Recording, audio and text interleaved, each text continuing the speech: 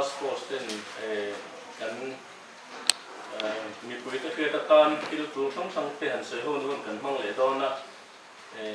lockdown tran pi hun lai vel kan district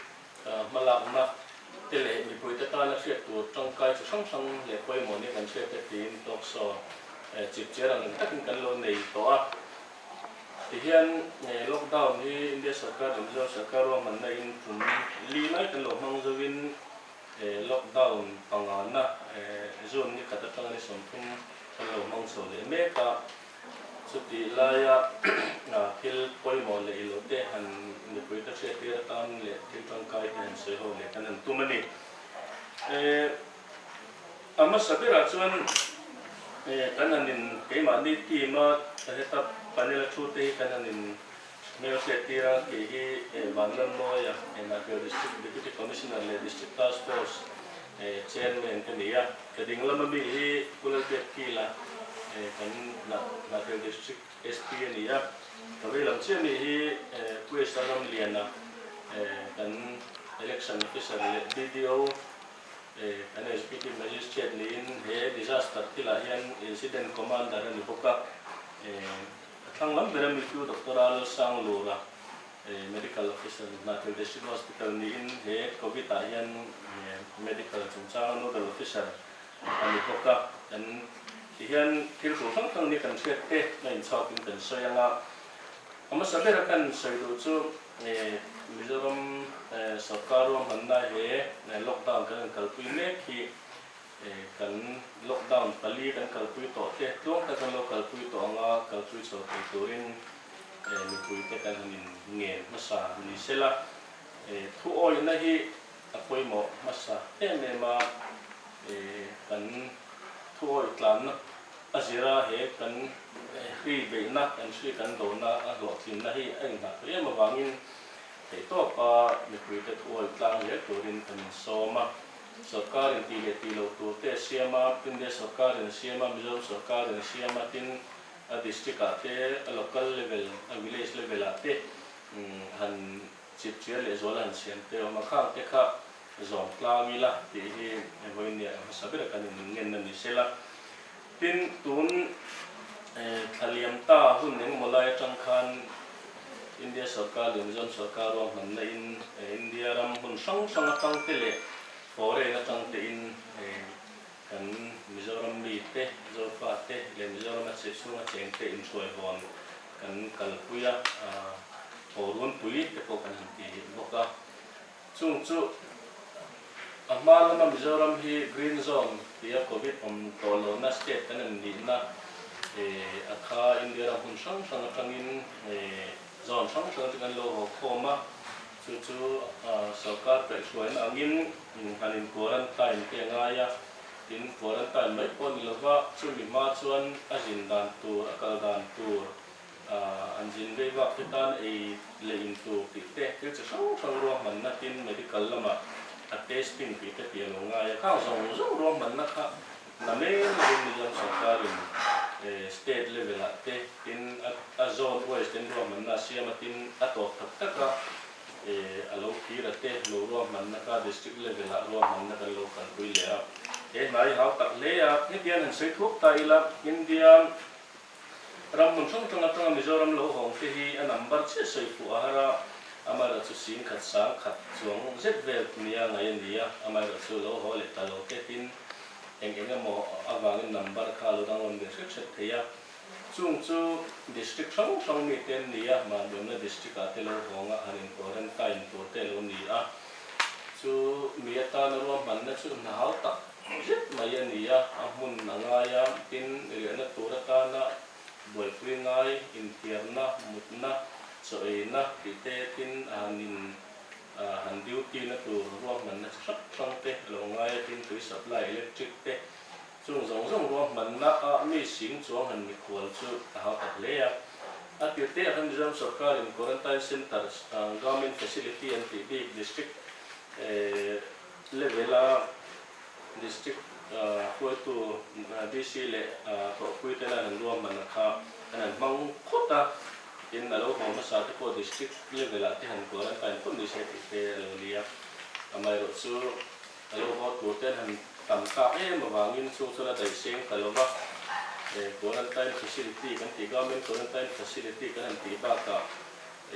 veng VLTF le LTF tena veng chunga loin dana turan ruang man hola te ko san hola te chung an han bang ta chung chu community quarantine facility an han ti chu tiang sa tam tak an lo nei ta ken chung mai pe lama chuan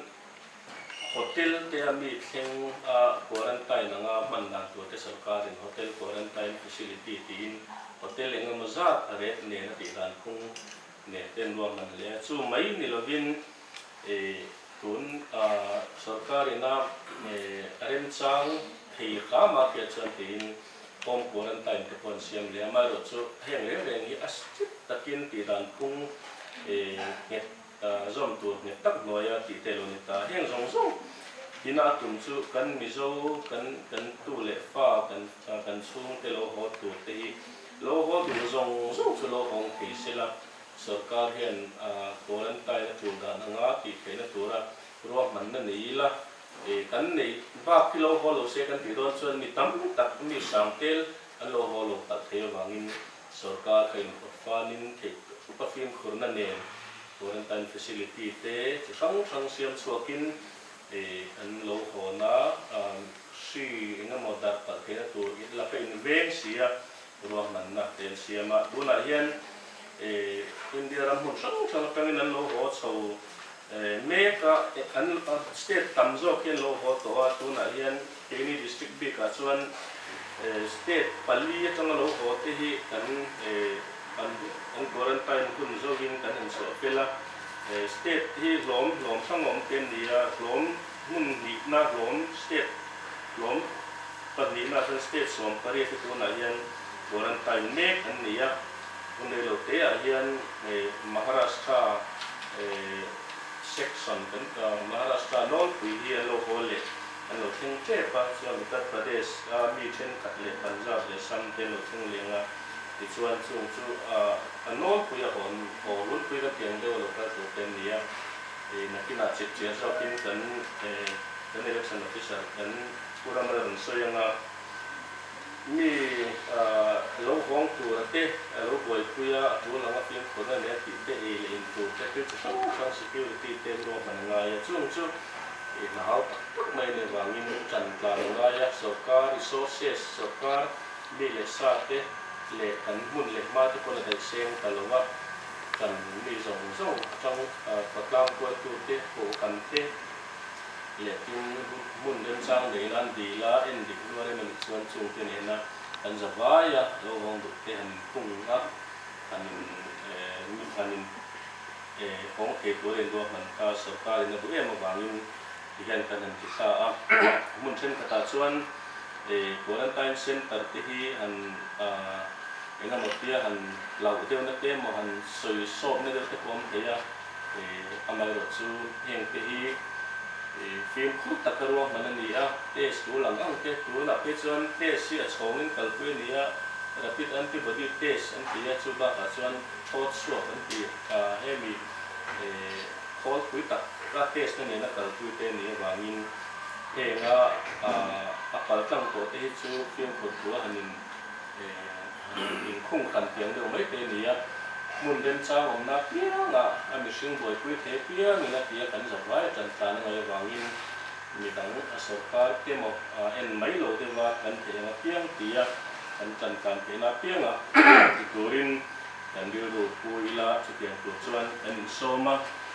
he kan quarantine chung changa hian kilo mom tak tak oma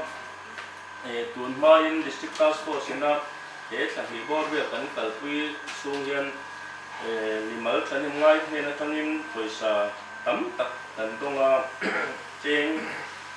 kan bil tu emele to thang ten ne na tong kan don nen ke chon cheng nuai ni le singa zet kan sum hi district task force in kan donga tanin ngai kan thang ke tanin kan lom em ma với anh lom tu kan se ta le khang te ka bia te chan pui na tan te tin ram ri ve kan mi duty te tan te thil chi sang sang tan kan manga tin sum chen ka kan don chu charity ta na man na tu ti kon siam sa de ten nia chuanga te chuan kan sim suaka tang kai me tu na hian quarantine hi सरकार है तमिल नि कथा चेंग या तुम जेल दे लिया तो जन सोई नि ले सुन किन तुई ले ने ते dan tu lang ay niya sumiyang chuan kun tu na yan ay te tek me kan niya sen so hi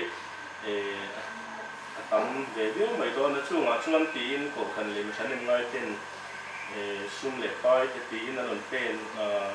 sarkar le kan ke mani mi le sa te lo ngon ne bok tin sen so tan tin an sum te an kho ma với lại hiện nay hàng triệu số việc chúng chúng cần có quan tài là ta sum lần cái lụt cái sum lần xuống lụt tu thì là tiêu bên của tiền của cái nhân sinh sinh lần xuống lụt ta tin là tiêu của cần rồi cũng đi hiện trên sáng lần xuống lụt ta BCM bazar của cái nhân sinh sinh khát BCM electric của cái nhân sinh sinh nhị lệ của bạn là cha mà lung lên với tiền chén xính khát còn xuống được tin là vài chén xính của sáng nay quarantine mi kan đã thế sẽ số không na ta na xuân lục như là chân quê na này kan lom cái này mà quê na hiền anh lom anh này là lom tu kan soi tak như vậy nè tin hiện ba cả hiền community quarantine facility tan sarkarin ko kan te po the ren chang piang te còn anh hol te man ti chuan dan fiat ti tura angin na angin ko kan ding ma sa tin ko kan hol te he na ta tu la pia la man ke ni ti te kan he la nan soya kan lo me em boka tai he ti kan do na kan malam kal sia dan ko kan se wa chu huna chuan man ni nge tu run te na sa le zo la kan ho tu run te ko he nga chu na te chuan he nga ko kan te le sang tôi tu tết lệ NGO tết lệ mình mang xong trong mình quan tên na mình chuẩn quy na lệ mình support na cái lòng này mình mình đi cả cũng mà sa lệ quay mỏ mà sa trên khát nhẹ cần xây tu na chuan cần ST cũng mà bây giờ mình so mà ngàn này hiện cần chuẩn bị na con security aspect tăng tăng kan ram review ke chungchang te police le VFF te na duty dan te le tin fi do na ta na sarkarin covid containment regulation ordinance an chen ta kai moya ke chon tam tak sum choi ki na te lo ka ke na te lo ma chu ke le ti ko mo kang security ro man na te le tu poi mo ti te min chit ko den lo so ma được thiếu tôi sẽ sống sót giờ bao nhiêu chỉ phải cần dùng mà sản xuất qua các tổ chức mình đâu thì sắp là các đua thì lại một tổ lại tổ mình đâu các chơi cần thu sợi thế sẽ phía là bóng thì khác rồi thìว่าchú bằng xuân tổ thính khăn mình đâu thì sắp sáng đâu thì tôi sẽ cần quay mà sản xuất đua chúng ta cần ngay các đua thì Missouri mà India mà có về là thì tay là kan tok so ma sa khan lo da ta te le kan lo bi ma sa ta te kan soi to wa tun chu mai ro chuan khami ka tama kal zel til kala soi la ngai la in som to wa tun a hian kan sia chu lo ngin lockdown 5 panga na ya ta chuan mas ni som ka pata tang khan sarkar ni na kan soi to khan ram ya kha ko ti ka kan la khar ze la ta kami lo sia thui zel tau la na thia la po li ya thing sai har si ko thui le mua li pu ya ni boundary ceiling ka kan la ti se kan ti kha sia thui tau la ka ma kha te me pi mi pa ma te mi pa te duty ya tuna hian a police lama security lama tang chuan quarantine na te le hun chi sang sanga i emi lockdown dan ko sia phải tu tết thì mà yang khát yang security là mà chúng ta sẽ phải in duty hi kan an chiang chuan mi sa ma thum mang ve la kan nga ya kha kan soi ma sa her wa a statistic lam khan ta sela chuan tu na ya chuan lockdown pa ma na chuan kan se ma he state ko na changin kan du nau te kan chian te kan tu le fa te no ho me ka he ma hian sarkar na tuangin kan district an lo thun hian kan district ram ria ro pui pia de wa son ta tel district lo theng ta ti mun atang son police pon di pakatai ta man ni chon kan lo west court ve se la kan lo ma kan lo wel ta man ni ti na ania ka sapera chona to da chuan i quarantine center de na telan lo thena kan ko ina tuang taka case ti sam sangan nei ti na turata kan district boundary tangin ha thia hospital enti police in kan lo escort ve se la e hi la ti sel tu pon yanga ta chuan so kha tu da ngin quarantine duty a po hian i mun li la ya kan duty ve a ke ni po na thia la hian mun i mi pariat map pariat an duty a ser hon south hon nei pilot thing sa ya hian mi pa ni check an duty a quarantine duty zong song ki mi som pali police bi chuan ni a he nga hian VLTF tenen kan chang pova na kina kan na soi se lama i quarantine duty zong song ki police ten kan veng sen bi lowa police te in dai thei ani lova ta chuan VLTF te kuda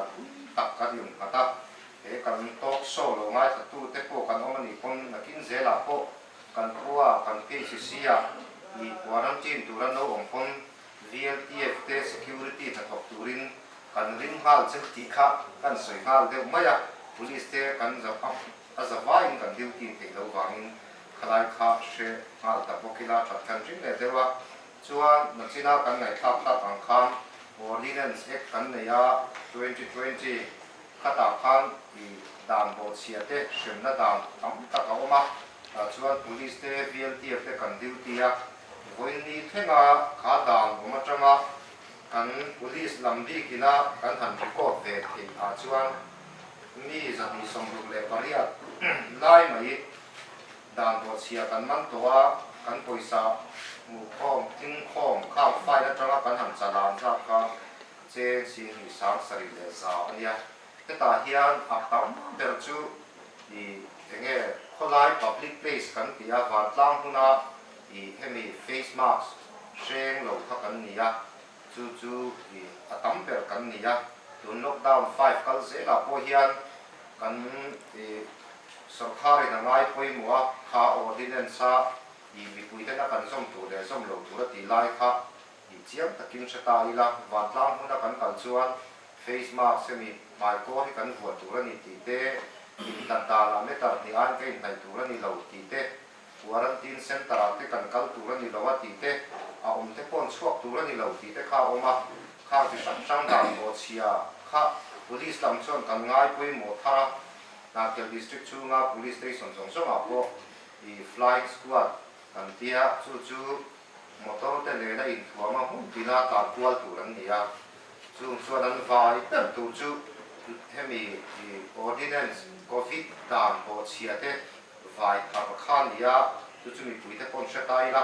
kan stick le zual do ni ti kha shetai la chuan in khongai la va ka om to lo ma dan bo chia ta ngin kan in fine ti do na a fine amount kha atam tak te kha om khang ka ke ni na kan ti tam the mo kan ti le te khan ni lo va chu wang chuan ni pui te pon he hi lo she thar zel ta ila kha dan bo chia kan om chuan police te VLTF te pon district le zolin kan kal pui don ta ni zong sha mangu i kha kan soi ma sa fer nge ya ta khan kan du tok thot nge kan kal zel na hian he ordinance kan ti ina min phuar na hi in fine ti khum chun do na lamani lova so he khi atana in ven na poi mo tak kan zom na tura ta na enforcement hilania tu te na mo fine ti min cha ka ga min fine ni lovin kan him na tura ta na thil poi mo te kan ti lo kha min ti hian ru wang ni ti kha kan thol non ve le chum do de wa tu na chuan pura ma kan so manga ni hian kan quarantine ne te an movement te mo akai noi kan horun puya kan ni te lo hom te le kan ro man dan chin te le akai noi til poi mo sang te min han ship she sela change lo so mo e to te chawai le ei ya kan khet angin kan nau te le kan unau kan fa te zoram pona le kasil le na pa om te จะเตียงจูช่างเตียงโบรกันนี่ตากชวนอันโลโหเดี๋ยวชวนวันนี้เช่นกันที่ดิสตริกเฮียนมีโหโลโหเฮียตีระจังวันนี้เช่นโลโหตัวจากที่กันชินเชียกันเทียดานาชวนมีจากเจี๊ยอันนี้เดี๋ยวจงเดี๋ยวจูเนี่ยกันเทียบที่นังอินกันหันคงครั้งที่สองปลีคงครั้งตัวที่อังคารกรังตินเซ็นเตอร์เตกันหันดาที่กันดิสตริกช่วงเฮียนนาเทียลโคช่วงบากเฮียนหุ่นดังปีซีน้ำหุ่นปังคบปังช่วงเดี๋ยวชีพฮีร์ปังโซลคิงไซเจอร์ดุนสาวบันไลพายเตกรังตินเซ็นเตอร์เตกันหันเสียมาช่วงจวนอะไรจันทร์นังเซลคานดาอันนี้ที่จวนช่วงจังจวนวันนี้เที่ยงเฮียนอดีตรัฐนโลกกันโลกงต่อจังอินมีสมทุมเลยปารุอันrelease ต่ออันนี้ที่มีสมรุกเลยปาลีที่ตัวนาเฮียนอันเราเมฆบกจุงเทจูกันใส่ตากันขานนาเทียนเลยควอนตินเซ็นเตอร์ดังพีเอชซีมุนช่างองเตอันนี้แห่งกันมีเลซ่ากันดูนาวกันฟ้าเตโลโหเตที่อันโลเทนไอโซลอันโลเทนไอโซลตั้งเฮลัยมุนรันดาเทนนักเรียนขัดจูลุงเลยเทโพมิจฉาสุการินรันดาไอโซลดิสตริกลำมาตั้งอินที่ชวนขัดยังจินบ้ากับตั้งข้างเกนินกันโลลัดสวมากันโลดงสมาเทนขัดจูนาเทียลตั้มโซคิดจูนาเทียลเทนรันดาเทนนี่จุดที่ไลน์ใส่ตากันคันเรื่องจันทร์รอบหน้าวังลุงเลยใส่ฮาลัมเก้าตัวภาษาเตียมีดังซิงรันดาที่พอนอมบอกจุงเทจูจันทร์รีพอนี่เสกันโลลัมกันสุช่วยอย่างคันนาเทียลกันช่วยเทงพุทธานาเทียลันโลเทนคันเทสดูลังกัน medical ลัมเป็นอันที่เองrapid antibody test ที่อันเตดินขัดยังที่clear ปางไงอันเราไม่กับฟังพวกเขาเราคบมาที่ชวนนาเทียลจังอินนาเทียลขบวนมุนดังดาตัวรังจีขัดจุกันหันพลุชกเลยที่ชวนกันหันดาที่ตัวไม่ยังมหาราชจังเราโหเด็กอันเราคัลเมกะนี่จีนดาร์การทุ่มเวลกัลตัวขานอันนั้นตามชกไอโซลจังอินมีสมทุ่มเลยปะขัดตัวนั้นเราโหเมกะกันไปเสียดานชวนจันอินดาสมเวลโบราแต่ที่ชวนอันเราแข่งไทยมาอันอาเตกันหันตีอันตัวชวนอย่างชวนนี่จุงที่โปจูอันนั้นตัวมุนเซลคันนาเทียลเขาชูงโปอันเรานั่นตัวเตเซ็นเตอร์ช่างคันเสียงเฟลเวกอันนี้ตัวที่จุดยังพกอินกรันตินเซ็นเตอร์ต่างๆที่โปอันมานี่ด้านตัวเขาเราว่ามันนั่นนี่ข้างเขาช่างที่โปคันVLTF เต็นรวมมันนะครับถ้ากันเราเสียมาเซ็นเตอร์กัน identify ตัวที่คันอันนี้จันด้านอันนี้อันเราอินดาลูตาอย่างคันอันเราคุยเสร็จละ VLTF ที่จังหวะที่โปลองถูกันทั้งสี่มันหมดบอกอันนี้หัวรุ่นปุยจงจ้างที่เราปุยอะไรตักเลยปุยง่ายตามมองเองคุบไม่ยากพวกเราไม่ได้ใส่ตัวอังเดียวกันไอโซลอะเตไวริงเตะเตอันเราเช่งกันหัวรุ่นปุยอินเดียเราคนตั้งจังเราก็ที่มุ่งอย่างเดียวเราเช่งต่อขัดจูเรลินไวร์บีอันเราเช่งทินมอเตอร์จังไวริงที่เราตั้งเรารู้ทันนั้นบอกanai vai de lek kan ti Kolkata Serampore vel tang te Odisha tang te chuan bus nan lokala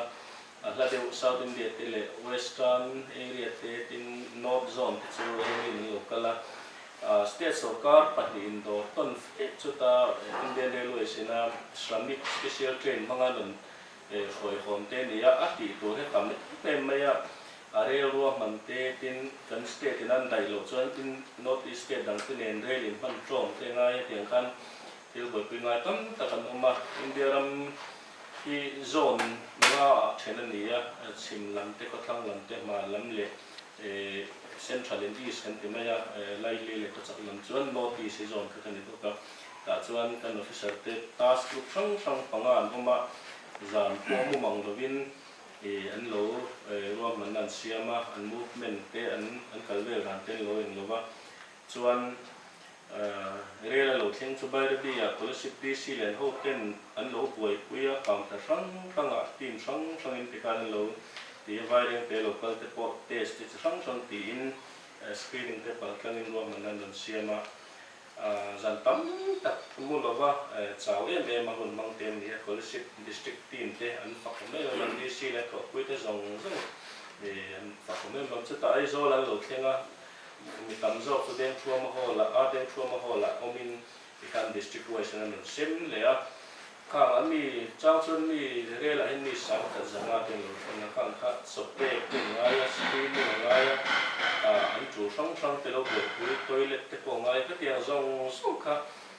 operation nằm lên lầu tặng mấy khá luôn ta cái này do là lầu cái district trong thì từ cái drama ông thấy lâu mà những cái nó mà luôn mà tin cái này ở coi hiện cái district bảo trong từ khoa tệ chỗ cái lầu tiền trang nó mà sai ha lúng lệ tệ lồng lại cái bộ cái tại em chỗ yêu quân đó là cái tiền cái lầu bị kẹp trang theo mà mà là chưa ai rồi le scholarship ten nên lo ba an be ha na le an kho rim na yan chane ngai na wangin ti hian boin thin hian ha san lu to lo bin kan an suai thing kan an lo zela heng district pa hi ten fa komen e ma tin he kan quarantine center a ko hian lo thlen hun ka soi the si lo wangin challenging da ni an lo thlenga chang jan da som pan hian lo thlenga riêng khó vào đó là lâu thiên tuổi nó ngày đều mà sẽ lâu thiên thút thì thế có ông lâu thế lâu sang ông mà tôi làm sắp lâu ta nó gì thế mình càng tuổi khác chú ý là lâu thiên rồi thì thế sẽ lâu vàng in cho vàng xuân hết tất cả officer ruộng hậu cái incident commander thế cái team cái medical team thế cái police làm cái này detail lễ hậu tên cái và chắc tên lâu ngọc cuốn nói dần liền ta về trong cái dần thung về không muốn mà là bên anh lỗ đông sông à chút tiền ông ta buổi quy cả quy ngay để thì quy thể hiện cần chơi lỗ cả thế à thì cái như cái quan lần sau thì cần nếu mà lỗ số buổi quy tu được đâu thế ta officer lỗ đông sông tu rồi mà nó xem tu thế security làm thế là anh buổi quy hạ gì test thì tu buổi quy hạ gì hi với lại hiện mình quy thực hiện ta cần xây phim đồ anh ra là rapid test tên anh này chúng mình giờ chọn chốt số tên là chúng mình giờ sẽ tem xí là mà cái thôn này cái điều anh giống khác mình quy hiện cần chơi mấy bài anh tên là mà chúng mình hiểu là chọn anh ông nó tu chơi vào tên thôn số ngay anh thôn số cái hết ông tu tên có một buổi đêm trao rồi tên một buổi tên cái anh thuồng chủ tên cái ruộng mình nó cần xem cái anh công tiền đấy anh đồ thu sắm chúng mình hút thì lo mà sẽ là cái district hiện kan mi le sa lo le te hi a theyang to an mamo zol pui te ne ya na tu den chang ngom thei turin ro man na kan siam ni ti kha kan soi bel vel kum sim du bokani tu na chuan a dot le lama lo kali le doctor sang te kan ji nga ma ani hian kan tang khang lo hong te lo buổi cuối đó nó medical aspect te tin he free phải nói là til invent nó chủ là medical til lang zong à coi một số tăng te le ni cuối te cái đó là coi một te để chủ là thì cái mình chịu sẽ trang nghe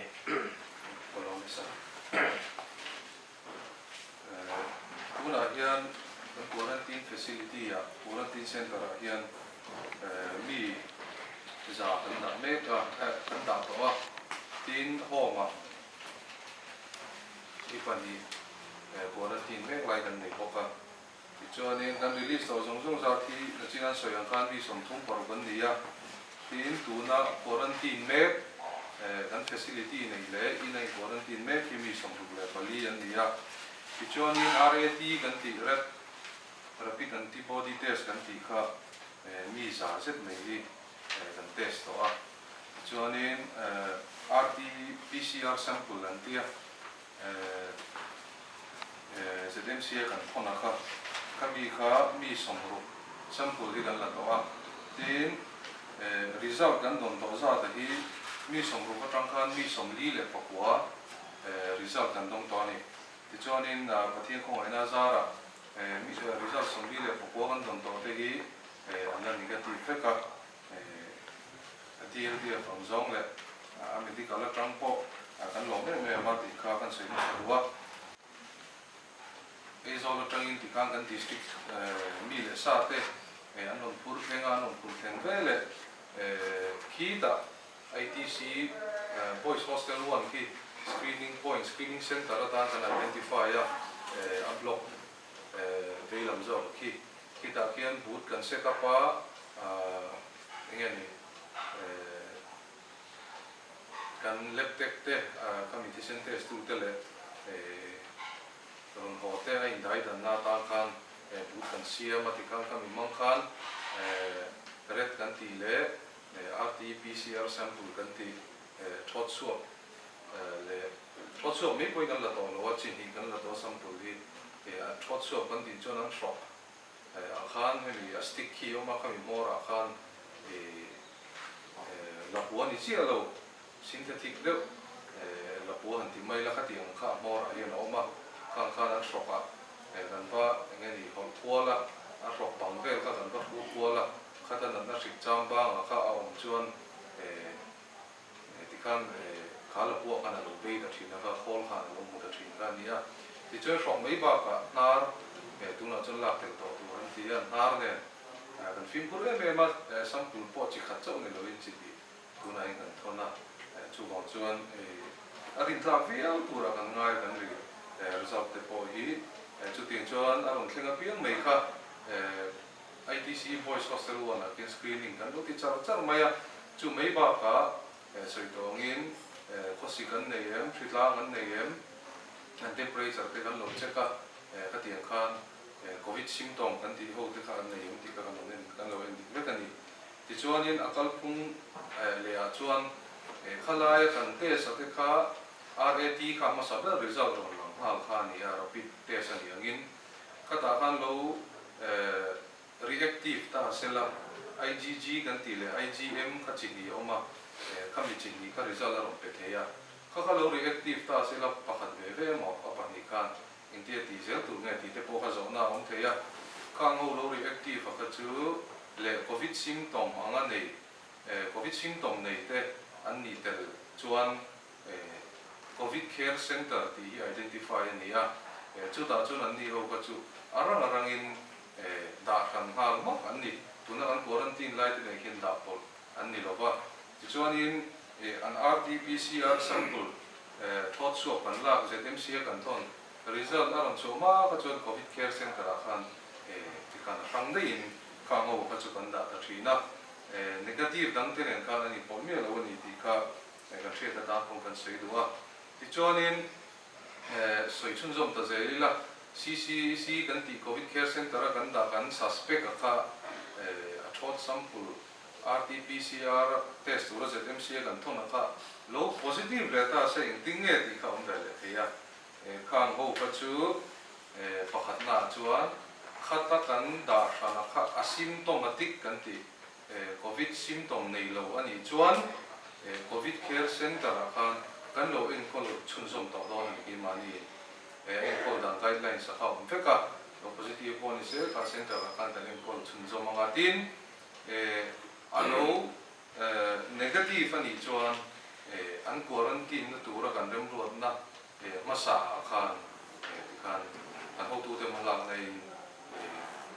kan han ong tir le mei don ani ti kha kan soi duwa tu na ko la lai result negative am no na an thon so le tak te po kan neya khatien khan akal phung ko fel fai takin duan sa oma mi puite kan lo chi ai kal na oma result ni so yang khan akhe tu rai ma lo khe ma sa ei kan tom ve thina so wan chen chi ai ole mem thina in tin nge athu dik tak so medical in tin nge ti ina boy pui tu dang ten in tin nge ti po he chiang mang ve lo wa nge ni thu lo for dara lo ti chin chi thrin ni no ma khang na ka te po khan tan sei le chu ki ni te po ki lai kon ni no zo the ya phone call mang te ti phone call lo kon na visa te kun zo the ya ka tin khan ni zo fi te ze ri la tu lo chi ai hi ya ha me ti kha tan sei te ro sham du ni e kha lo me